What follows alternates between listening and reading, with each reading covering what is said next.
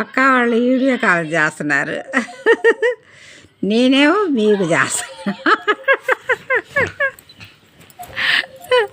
వాళ్ళకి అసమానం ఏదో ఏదో ఒక రకంగా నన్ను చూడాలని ఉంటుంది వాళ్ళకి. కాస్త టైం దొరికితే పడుకుందామని ఉంటుంది నాకు.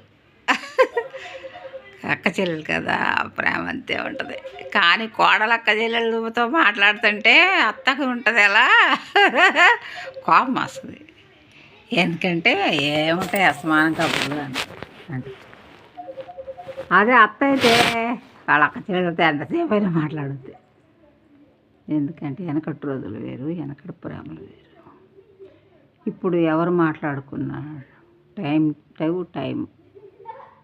కబుర్లు అత్త మీద పిత్రులు చెప్పుకొని చిన్నంగా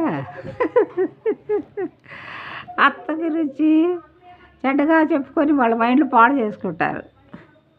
అత్తగారి గురించి మంచిగా చెప్పుకొని మీ అత్తగారికి చీర కొనిపెట్టు, మా అత్తగారికి నేను కొనిపెడతా, పండక్కి అది కొనిపెడదాం, పండక్కి ఇది కొనిపెడదాం, మీ అత్తగారు వచ్చినప్పుడు మా ఇంటికి రా, మా అత్తగారు వచ్చినప్పుడు మీ ఇంటికి వస్తా, అట్లా కలగలుపుకొని చెప్పుకుంటే ఆ టేస్ట్ బాగుంటుంది.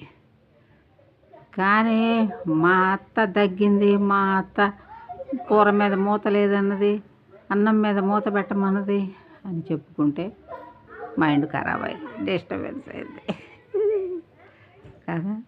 అవును, అత్తలు బాధ ఏంటంటే ఏని మీద మూతలు పెట్టట్లా ఈ రోజుల్లో కోడళ్ళు.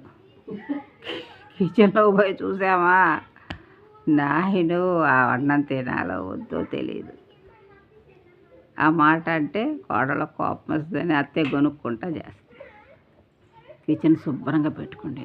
అది మీ ఇల్లు కాదు, అన్నపూర్ణ కొలువు ఉండే అన్నపూర్ణ తల్లి దేవాలయం కిచెన్ అంటే. ప్రతి దాని మీద మూత పెట్టండి.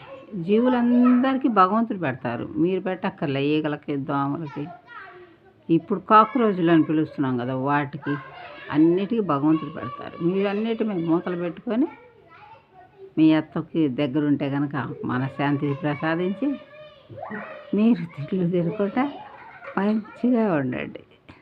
అత్త మన్నలను పొందితే ఆ టేస్టే వేరు, బాగుంటుంది. అత్త మీద పిత్రులు చెప్పి ముఖాలు మార్చుకుని ఉంటే ఫ్యామిలీయే బాగుండదు, డిస్టర్బెన్స్గా ఉంటుంది కదా.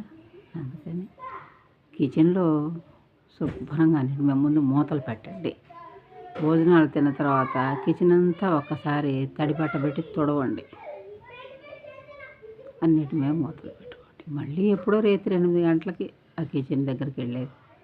అప్పుడు వరకు అన్నాలు తిన్నాయన్నీ ఎక్కడెక్కడ పడేసి మూతలు లేకుండా అశుభ్రతగా ఉంచుకోమాకండి. శుభ్రత ఉన్న దగ్గర లక్ష్మీదేవి ఉంటుంది, అన్నపూర్ణ ఉంటుంది. అశుభ్రత ఉన్న దగ్గర ఎవరు ఉంటారు మీకు తెలుసుగా, జ్యేష్ఠాదేవి.